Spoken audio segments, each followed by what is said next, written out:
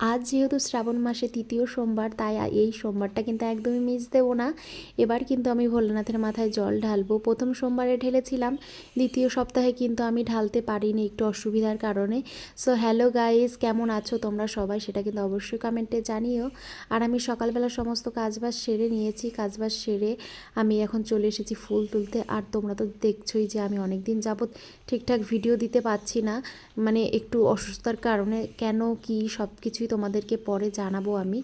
আর এদিকে দেখো আমি এখন যাচ্ছি স্নান করতে, স্নান করে চট করে চলে এসেছি যেহেতু অনেকটাই বেলা হয়ে গেছে। এদিকে না আজকে আকাশটা একদমই মেঘলা মেঘলা করছিল।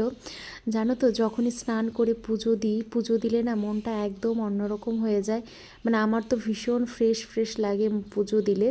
আর এখানে আমাদের যে মহাদেবটা ছিল, এখানে এই ঠাকুরটা জানো তো, আমি অনেক বছর আগে, তখন বেশ আমি ভালোই ছোট, একবার রথের মেলা থেকে আমাদের এখান থেকে মানে আমি কিনে এনেছিলাম মেলা থেকে, মানে বাবার মাথায় জল ঢালবো বলে।